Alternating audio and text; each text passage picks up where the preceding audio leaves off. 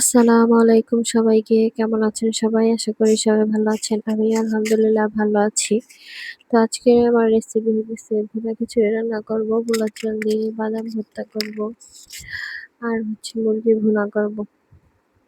তো regular blog দিতে পারতেছি না অনেক ব্যস্ততার জন্য। তো প্রথমে আমি বাদামগুলো ভাইজা নিতেছি। বাদামের সাথে শুকনো মরিচগুলোও ভাইজা নিব, তাহলে মচমচে হয়। তারপরে রসুন পরিমাণ মতো আমি একটা কাঁচামরিচও দেবো স্বাদের জন্য। তারপর পেঁয়াজগুলো ভেজে নিব, বেশি ভাজা দিব না, বেশি ভাজলে মজা লাগে না।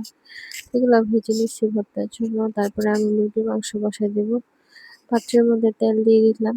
তারপর পেঁয়াজ কুচি পরিমাণ মতো, তারপরে এখানে স্বাদ মতো লবণ দিয়ে দিব, মশলা দিয়ে দিতেছি এখানে লবঙ্গ, দারুচিনি, তেজপাতা, এলাচ এগুলো দিয়ে দিয়েছি। আদা বাটা দিয়ে পানি দিয়ে দিলাম, হলুদ বাটা, মরিচ বাটা, তারপর ধনিয়া জিরা বাটা দিয়ে সুন্দরভাবে কষিয়ে নেব মশলাটা। কষিয়ে তারপর মাংসগুলো দিয়ে দিব পরিমাণ মতো, যতটুকু মাংস রান্না করে। মাংসের সাথে আমি আলুও দিব, আলুও দিয়ে দিলাম।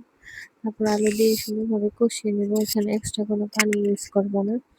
এখানে আমি যতটুকু মাংস থেকে পানি বের হবে অতটুকু পানি দিয়ে আমি কষিয়ে নেব। তারপর লাস্টে একটু ঝোল রাখার জন্য একটু পানি দিয়ে দিব। তো ভালোভাবে কষিয়ে নিতেছি। যে মাংস থেকে যে পানিটা বের হয়েছে পানি দিয়ে তাপ অল্প দিয়ে সুন্দরভাবে কষিয়ে নিলাম। তারপর পরিমাণ মতো পানি দিয়ে দিলাম, যতটুকু ঝোল রাখা দরকার শুকিয়ে নেব। তারপর আমার মাংস রান্নাটা কমপ্লিট হয়ে গেল। পানিটা আমি শুকিয়ে সুন্দরভাবে দেখতে পেতেছেন। ঘরোয়া রান্না খুবই সিম্পল, ঘরে যা যা আছে সহজেই রান্না করা যায়। তারা চাইলে ট্রাই করে দেখতে পারেন।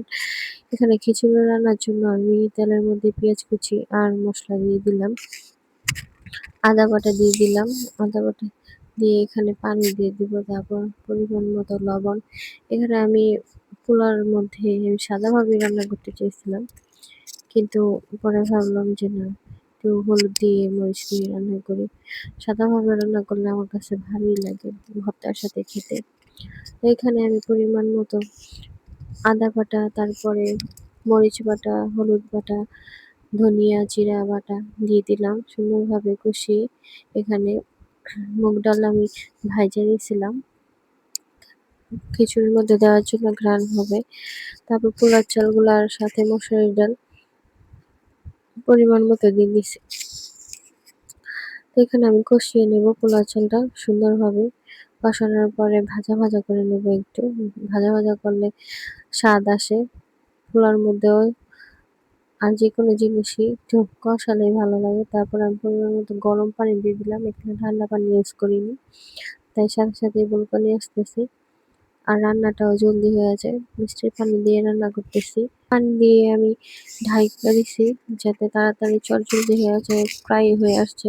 পানিটা আমি পরিমাণ মতো শুকিয়ে তারপরে এখানে কাঁচামরিচ দিয়ে দিলাম ৩-৪টা ঝালের জন্য। অত বেশি মশলা ব্যবহার করিনি, এভাবে খেতেই ভালো লাগে। তারপর এখানে আমি সুন্দর মতো ভর্তা করার জন্য যেগুলো বাদাম ভাজলাম এগুলা সুন্দর মতো আমি ভেজে নিতেছি, সবকিছু বাইটে নিলাম। এই যে ভর্তা হয়ে গেল কমপ্লিট। ভর্তাটা খেতে অনেক মজা হয়েছে আলহামদুলিল্লাহ। প্রত্যেকটা জিনিসই খেতে মজা হয়েছে। আপনারা চাইলে এভাবে ট্রাই করে দেখতে পারেন, ভালো লাগবে ইনশাআল্লাহ। খুবই সিম্পল ঘরোয়া রান্নার রেসিপি। তো সবাই ভালো থাকবেন, দোয়া করবেন, পাশে থাকবেন। আল্লাহ হাফিজ।